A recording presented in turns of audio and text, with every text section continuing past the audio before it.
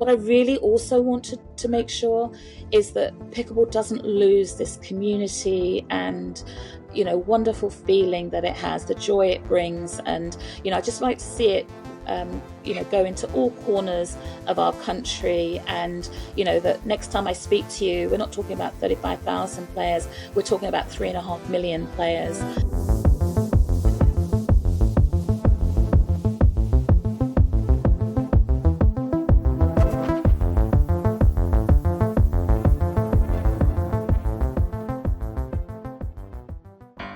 Look how we made it this far. Haven't we made it, my love? Oh, honey, look how we made it this far. Hasn't the pace been a long bit? Oh, honey, take a look at where we are. You, I owe it to you.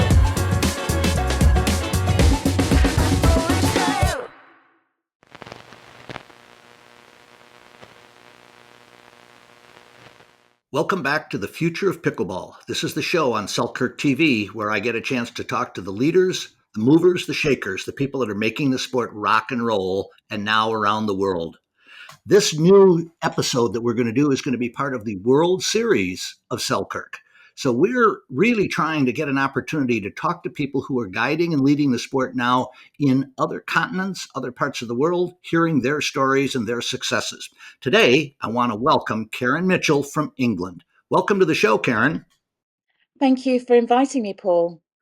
I am so excited, and I know that I had asked you to come on after the English Open, which you've done. That's just been done. We're going to get quite a bit of chance to talk about that.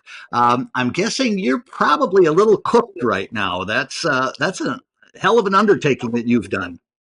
Yeah, to be honest, I haven't really had time to decompress and recover from it, not least of which doing, lots of kilometers, walking the venue every day, but also the mental exhaustion of, 9 months of preparation, really.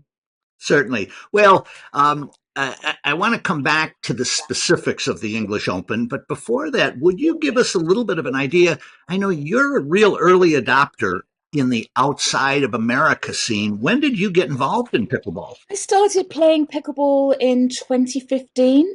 I was accosted by some neighbors who had learnt the game in Florida, and they told me to come along and try the game out. And like everyone else, I found deep joy right from the get-go. So yeah, I was an early adopter. And then I met my now husband that same year, and I introduced it to him.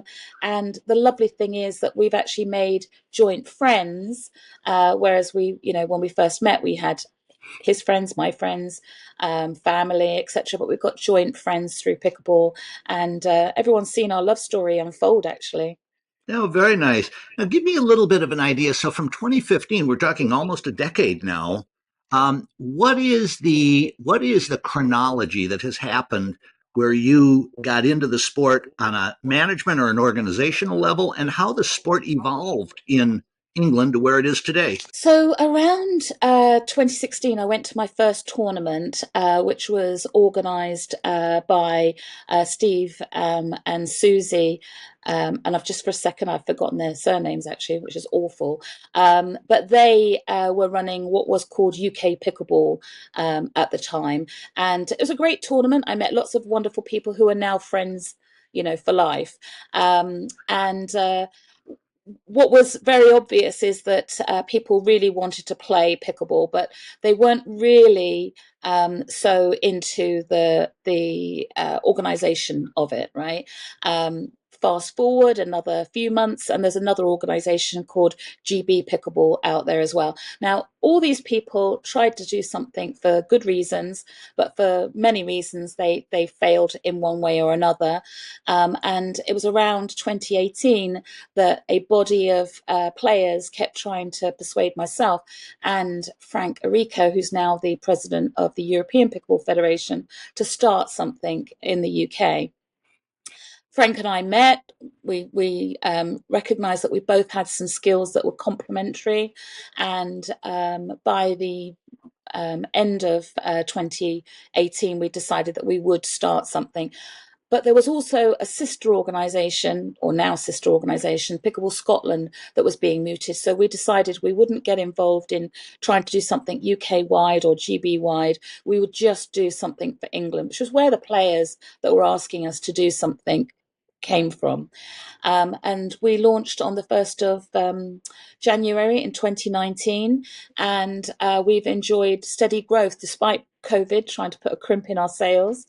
We've enjoyed steady growth, between now and then. I think there were probably about a couple of thousand players, maybe slightly more, when we first launched Pickleball England.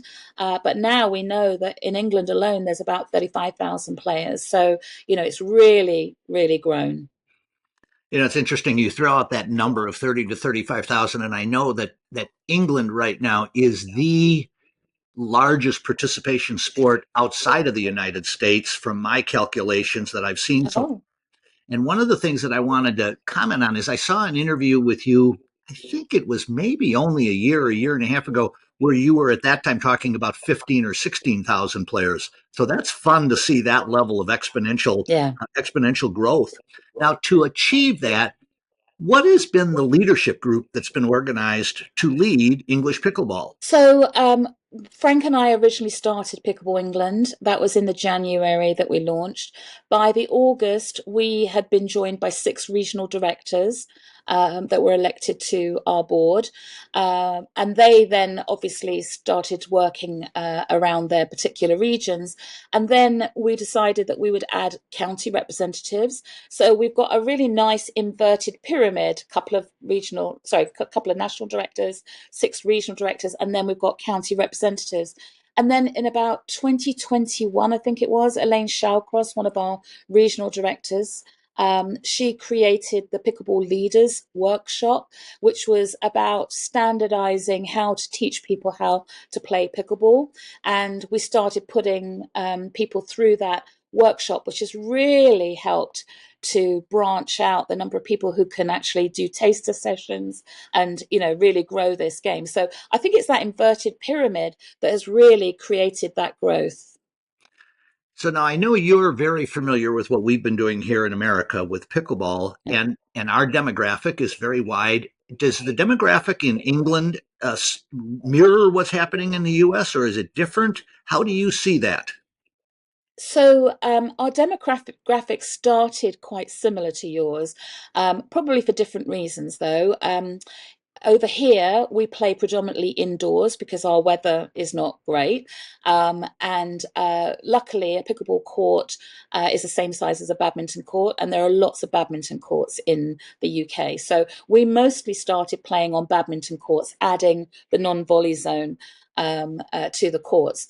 And because the courts were used already in the evenings, it was mostly daytime that we could get those courts for. And so that's why our demographic tended to be on the older side to begin with. However, I can tell you that that is definitely changing. If I just give you an idea for the English Open, we had 57% of players were over 50 and 43% of players under 50. Whereas last year, it was around 71% and 29%. So you can see that the real growth is coming from younger players now. And in fact, our busy time of the tournament was really on that under 55 section that we had at the weekend. So, it really is growing amongst the younger demographic. I think that is really exciting, and obviously we see a lot of that happening here. And as I talk to leaders in other parts of the world, that seems to be sort of a pattern or a practice that seems to be coming up. It's one of the things that has happened here in the States, and I wanted to get an idea if it's at all similar for you. Is we've had tremendous interest from our retired pro athletes from other sports coming into pickleball. We've had a lot of interest from celebrities, and of course, Hollywood is such a big thing for us here. Do you have any of that kind of expansion or interest from your pro athletes, ex pro athletes, or celebrity population? So some of the people that play pickleball started in the US that were celebrities over here. So Emma Watson comes to mind, and there are several other British actors or actresses that play over in the States. So, we wouldn't lay claim to them because they started in the States, right? More recently, Greg Rosetsky, the former tennis player, he did a pickleball slam for us in June, along with Johanna Konta. They've recently taken up pickleball. I'm sure that more people do, but we're not necessarily aware of it right now. That it has been such fun in what I do in the sport here in the States is I find myself at a lot of sort of the first time these events come off, and we had an event called a PBX with a lot of celebrity pro, primarily ex-baseball players, and they're just having a bloody gas, and so I'm always kind of looking for how those things are happening. So now what I want to do is I really want to get into the specifics of the just completed 2024 English Open, a tournament that you had almost 2,000 players in. Am I correct? That's correct. Yeah. Yeah. Tell me a little bit about. I know I had talked to you, and in our original conversation we were chatting about what 2023 had been, which had been a very successful tournament of over 1,000 players. How did you double that in a year? Well, predominantly through UK players, actually, because of the 1,992 registrations that we had, 1,660 were from the UK. So, we did have 45 countries in total when you count the UK countries as four. But the majority of the players came from the UK. But there were some really nice pockets from other countries. So, for instance, if I take Spain, last year there were about 20 players. This year there were 42 from Spain. From India, last year there were 18. This year there were 36. Ireland, 34 last year, 43 this year. And so, countries that one or two come along to, they bring their friends the following year. And they're just a few pockets of examples.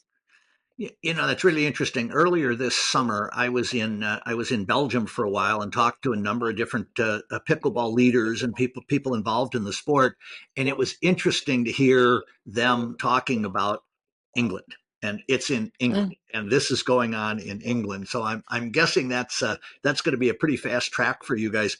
I would like you to for those of us certainly in America, we don't really understand the UK.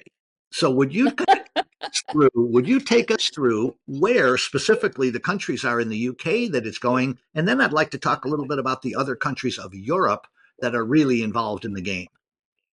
Okay, so UK is made up of England, Scotland, Wales, Northern Ireland, and there are other little pieces as well, but they're the four main countries.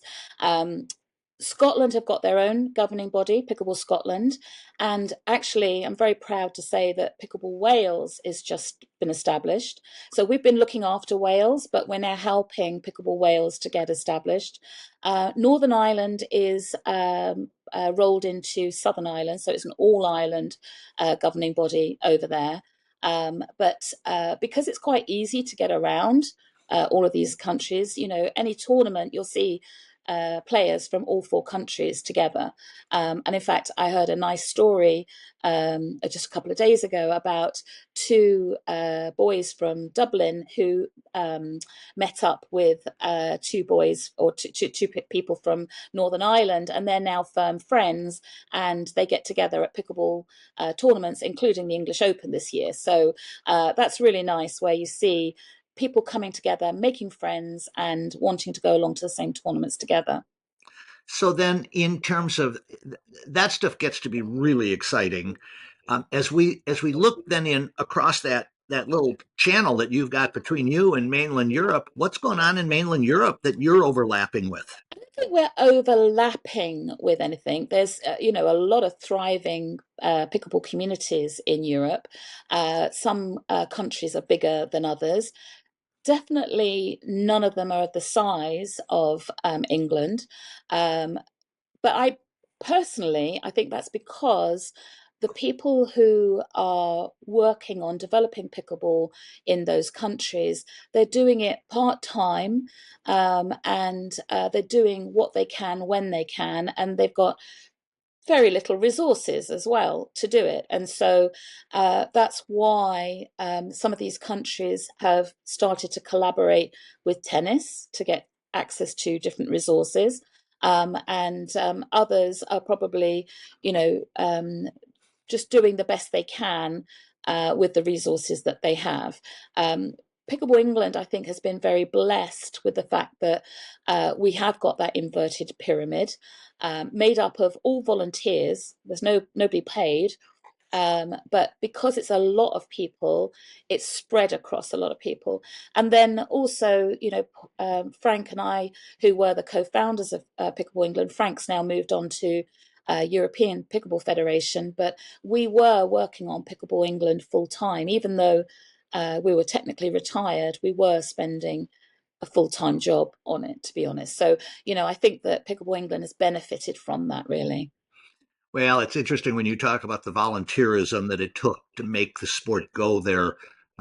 I've been in the sport for quite a while, and the entirety of pickleball, to the best of my knowledge, worldwide, has been a volunteer effort, and people seeing it and developing the passion. So that's understandable. I want to tell you guys about one of the best additions I've got to my game, and it's not another paddle, it's not another shirt, it's my Selkirk tour bag. Selkirk bags are designed with tremendous intent. They're to help you organize, to keep things that you need with you where you can get at them whenever you want them.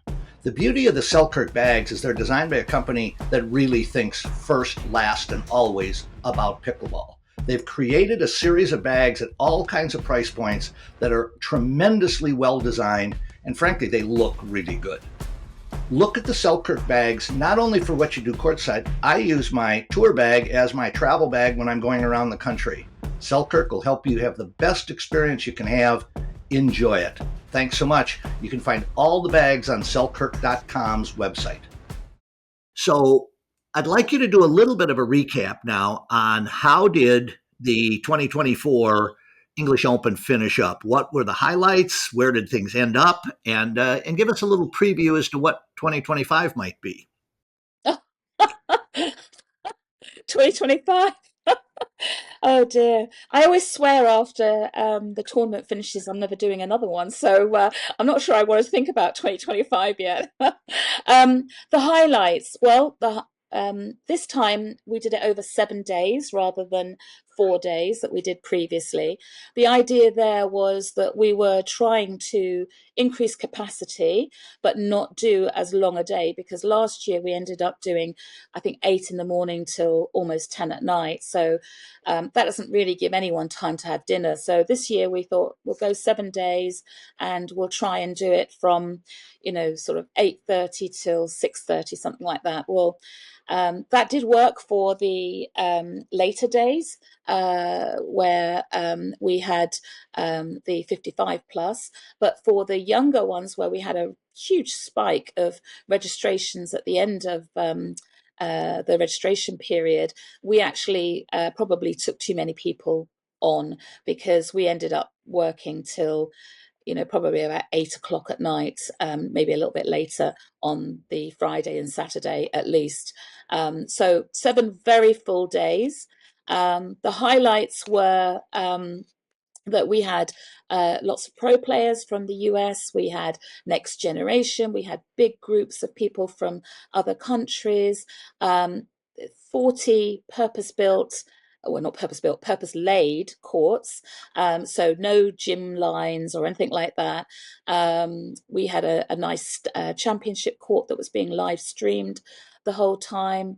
Lots of volunteers, probably about 60 plus volunteers that were making the thing run smoothly. But I think the piece about the English Open that is special and unique is the fact that we have our own tournament software, which allows us, we've got a scrolling screen saying which courts are up next, who's playing, so that keeps us all on track. And people have access to their personal schedule on the same system. They can see when they're due to play next. They can see all their results coming in, almost real time. They can see the knockout matches that are coming up, etc. So I think our tournament software, which Franco Rico developed, is probably the piece that always surprises and delights people that come along to the tournament. I think that's terrific to hear about. As we're talking about big tournaments, how does English pickleball address rules, paddle acceptance, all of the controversial things that are going on seem to be in America? Are you having some of those same issues? And then ultimately, how do you deal with refereeing? I'd like to know those things. Okay, so we use the USAP rules. We also use the USAP approved paddle list. So we make that very clear on our tournament sign up. And in fact, this year, I'm only aware of one person who said, "Oh, I've just looked up my paddle and it's not approved." So I lent them a paddle. Sorted. They didn't want to buy a new one, so that's why I lent them a paddle. So, I think that people accept that there's got to be rules, and if they don't meet that rule, they'll let us know, and we can do something about it. So that's that. We had probably 8 referees from the USAP come over this year. It's not enough referees really for 2,000 players, but at least we were refereeing some games. We also had a referee training clinic on the Thursday so that we could try and train up some more referees.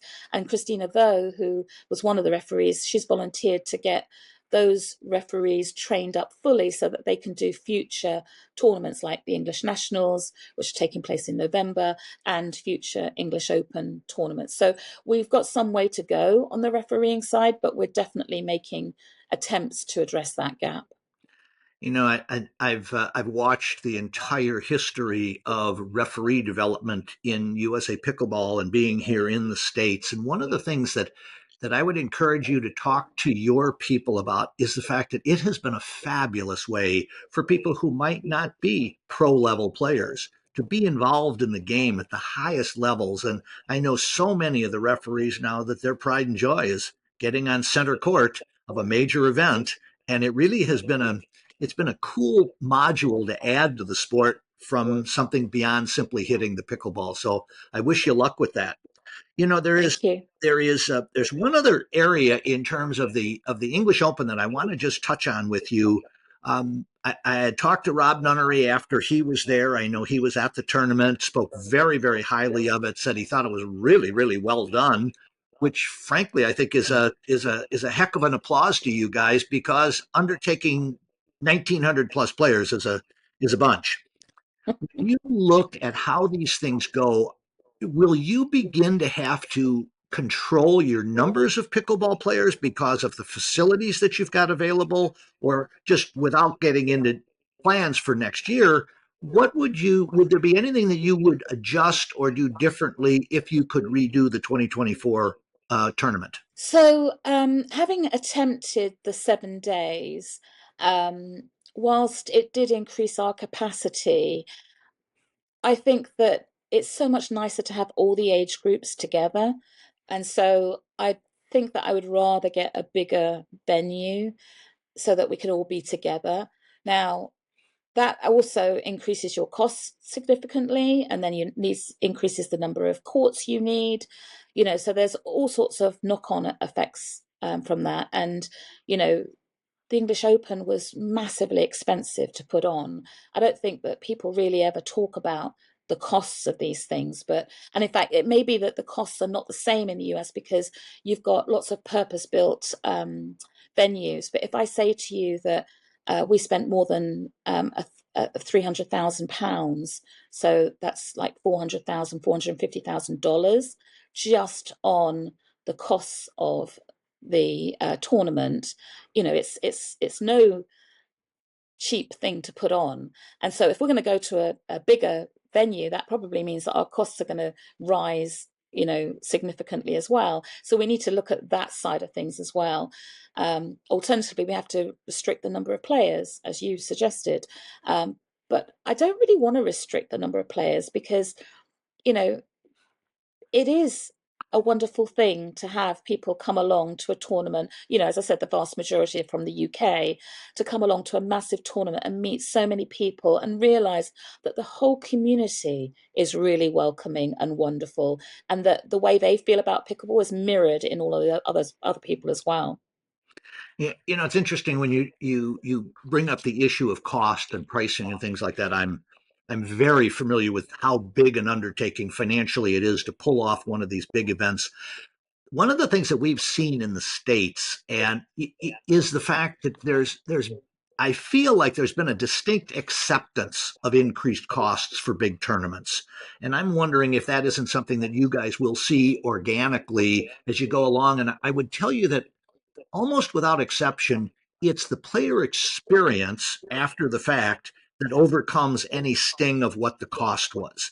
Our big tournaments, and now that the PPA is running amateur tournaments along with it, all of the major events, the APP that is doing both pro and amateur players, our costs are getting pretty expensive.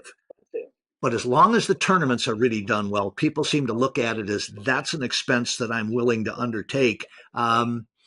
I hope you guys just keep ramping it up because it really is exciting to hear what you've done, and I think you're laying a marvelous case study and footprint for what can happen all over Europe as the cornerstone of it in your part of the world. So I want to I applaud. agree with you. I agree with you. And what was interesting to me is the number of players that came up to me that are from other sports, and their eyes were on like matchsticks because in other sports they don't have this number of players together in one place. And they don't have the size of tournaments that we're talking about. And so, because I haven't ever played in another sport, I didn't know that. All I knew was that I needed to plan for a bigger tournament this year, and now I'm realizing that actually we've created something that is humongous and that it's not normal. But it's working. So I would like to continue to grow it if I could. Well, and I'm sure you will, frankly, because one of the things that I saw, even 7, 8, 9 years ago in the tournament scene in the U.S. was the fact that because we could get the 3-0 and 3-5 level players involved in a big way where they generally haven't thought of themselves perhaps as a tournament player, but they come to realize what a cool experience it is being part of these enormous Yeah. undertakings. And it's the place to be when it's going on here. I'm sure it's the same thing for you. We talked a little bit about Rob having been over there, and I know Megan Fudge was there, and a number of the pros coming over, and some of the next gen players. How do you see any interest or development in potential professional play in England? Yes, I'm sure it will come. In fact, there are a couple of players that are getting, in fact, there's quite a number of players that have got paddle sponsors, but there are a couple other players that have got other sponsors like Skechers and, other companies. So I'm sure that it will come. I think there's one or two players that might have gone self-employed now because they can, create an income from tournament play and coaching. So I'm sure that that will only get bigger. At this moment in time, we don't probably have enough big tournaments with prize money. We had about £30,000 worth of prize money this tournament, but that's nothing like some of the prize money in the US. But at least it's enough to attract people, right? Well, and those are the same exact stepping stones that we went through here. We've just sort of grown through it. One of the things that I'm finding really fun about meeting and talking with people from around the world is now that what's happened in the U.S. has been such an example of what really can happen in the U.S. for years and years and years. We kept being amazed at how it grew, but there was no model for us to follow. Well, now there's a pretty clear model to follow, so that can be very nice. Now that leads me to the next biggie in my little agenda that I've got here, and that's the European Pickleball Team Championship. Or is it? Right. Give me the correct name of that tournament in November. It's European Pickleball Championships, and it's in Southampton, which is the southern part of England, and it's being organised by the European Pickleball Federation. So I'm not part of that organising team. I will volunteer to help while I'm there. I might even do a bit of refereeing. So tell me a little bit about that, though. When I was in Europe this summer, I was at one of the court facilities, and they were actually having their national tryouts to put their team together to be going to this. Kind of explain how that what that's going to be, and that'll be a team competition. Is that correct?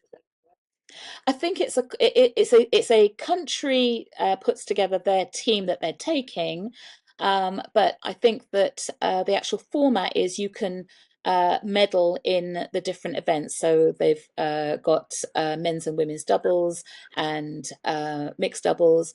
I'm presuming there's singles involved as well. Forgive me, I should know all of this. I've been briefed on it, but my head's still in the English Open. I haven't really got all the Well, details in front of me. and that may We not we be a question then.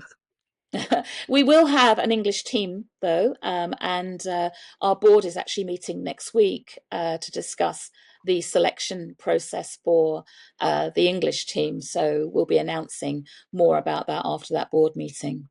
Now, do you know, and you may know this, do you know, is that limited to European countries, or would a U.S. team be able to participate in that? No, it is limited to European countries. In fact, it's limited to European countries that are members of the European Pickleball Federation. I see. Very nice. Very nice. That's understandable. There's the you had mentioned the idea that you'd had 30,000 pounds in prize money going on, and I just recently interviewed Prawn Coley from the Pickleball World Ranking System, and I know they've got Europe as a stop on their tour planned. Um, and that's a significant difference in money. I mean, even for the U.S., the money they're talking about is pretty extraordinary. Has that got anybody's attention? Are you starting to hear any talk about that being a new component or a new factor for pickleball on your side of the pond? No, in fact, I mean, I saw the announcement, and in fact, Pran was at our tournament, but he didn't really talk about that. We didn't, speak about that. I didn't hear very much about it. I'm interested to see how they're funding it, and it's an interesting development in pickleball, but I can't answer any questions because I don't really know much information. Okay. Well, it is actually Prawn's interview will be coming up on the Selkirk TV show on my show. Here it'll be released shortly after you and I have had this Then interview. I'll know more about it. There you go. That's what we try and do here is we really try and provide information. Well, Karen, I want to thank you so much for the time that you've spent with me. I really do respect and appreciate what you've done in England. It's just remarkable. And in every case that I've had a chance to talk to people that are making a difference in the sport, they always become role models and examples for the next group of people who want to step up and raise the bar again. I do like to give my guests an opportunity to kind of sign off with a vision of what you think the future in the next 3 to 5 years perhaps will be for English pickleball. Where do you see that going? Well, I would like for Pickleball England to get recognition, Sport England recognition. That's, a big goal for us. At the moment, we're um, uh, under threat of the LTA taking over pickleball, which I don't think will be good for the game because they're really meant to be growing tennis. They've also had responsibility for padel, which they haven't really moved the needle as much as they expected to for padel. So I don't really want pickleball to be the third fiddle on their bow or their third bow on their fiddle, whichever way. I told you I was tired, right? So, I really want to see the pickleball to be recognised by Sport England. That's the first thing. What I really also want to make sure is that pickleball doesn't lose this community and wonderful feeling that it has, the joy it brings. And I just like to see it go into all corners of our country. And that next time I speak to you, we're not talking about 35,000 players, we're talking about 3.5 million players, because we've got to think big, we've got to be audacious about it, and give as many people the opportunity to play this wonderful game. And actually, that was the biggest thing that I enjoyed about the English Open. We did a taster session for a fire crew that locally, with the Chelford International Centre, where we held the tournament. Many of their people that worked there wanted to have a taster session, so we did a taster session for there. There were several deaf taster sessions that were done whilst we were there. It was all the taster sessions that took place were the bit that I really, really enjoyed about the tournament.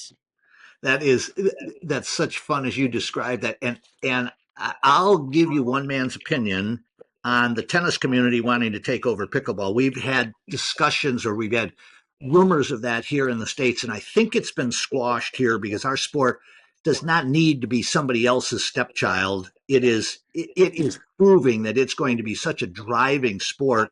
And now that the PWR and the PWT are stepping into it from the Asian side of things, I think we're demonstrating that our sport has some unique characteristics. And you described the magic demonstration of that is what other sport in England has had close to 2,000 participants in it. Exactly, It just has exactly. not happened. And it's never happened in tennis. I played tennis competitively for 50 years before getting into pickleball. I know what the matrix is from my perspective in America. We are our own sport and we need to be governed for our purposes, not for somebody else's, how it fits into their matrix. Agreed, agreed. Karen, I want to thank you so much. This has been a wonderful interview. I've enjoyed it. I hope we can talk again in the future and about the next stages of English pickleball. And I may even wander over and say hi sometime in the not too distant future. Karen We Mitchell, would love to welcome you. thank you very much for joining me today, and good luck with English pickleball. Thank you. Thanks, Paul.